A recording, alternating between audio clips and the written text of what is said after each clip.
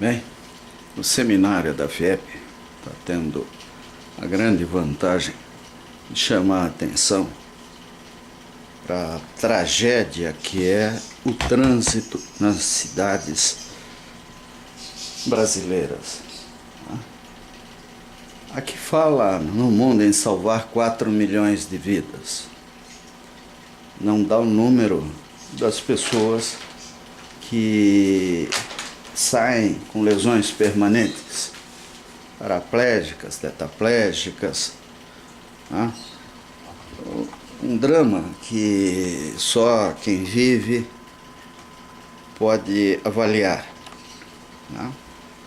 As sequelas de um acidente são inúmeras e elas não aparecem no instante do acidente.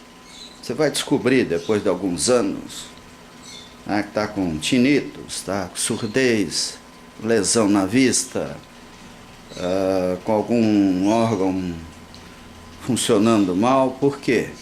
Porque em algum momento da vida você sofreu 1, 2 ou 3 acidentes e eles esperaram, deram um tempinho para mostrar a cara. Agora, esse negócio de fazer memorial para acidente, isso aí essa palhaçada típica, de quem gosta de, ou quem quer dar dinheiro para arquiteto aí, para fazer coisa bonita. Curitiba gosta dessas fantasias, o povo aqui vibra com essas brincadeiras, não resolve nada.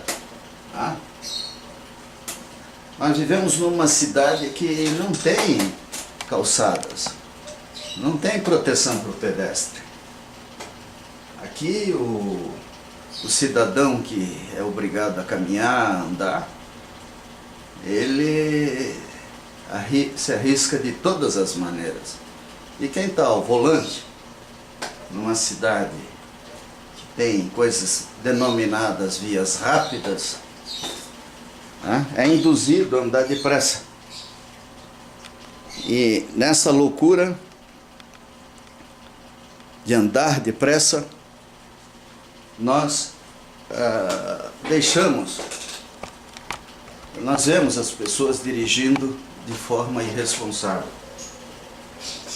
A má educação é um problema sério, com certeza. Má educação não por falta de escola, até porque os donos dos melhores carros não são pobres e com certeza frequentaram boas escolas. O que há é, de fato, o culto à velocidade. Afinal, o Brasil se orgulha de ter diversos campeões, Fórmula Indy, Fórmula 1. Por quê? Porque desde que nascem, nós somos induzidos à loucura do trânsito. E muito disso, gente, é por causa de uma reversão de estratégias de planejamento e desenvolvimento. Na década de 90, nós cansamos de participar de congressos, seminários, de discutir opções de trânsito, de transporte, de como viver na cidade, gastando menos energia, tendo maior fraternidade. Então, naquela época, a cultura do não transporte, da vizinhança, ela era onipresente aqui, pelo menos no Brasil. Infelizmente, o governo Collor acabaram com a IBTU, a BNH, a estrutura nacional que tinha sido criada para viabilizar o planejamento decente das cidades, foi destruída. Era bonito falar mal da IBTU, do governo, eram os marajás, na opinião daquele indivíduo que se elegeu presidente da República de uma maneira que um dia a história contará em detalhes, E dentro daquela lógica neoliberal, imbecilóide do consenso de Washington, né? O governo não servia para nada e o que era importante era demolir tudo o que tinha sido feito no Brasil. Então nós voltamos à estaca zero. Depois a Constituição de 88 partiu para o municipalismo. Quer dizer, 6 mil municípios assumiram responsabilidades, 99% deles sem um mínimo de preparo, de condições para administrar seus problemas de saneamento básico, de transporte, etc.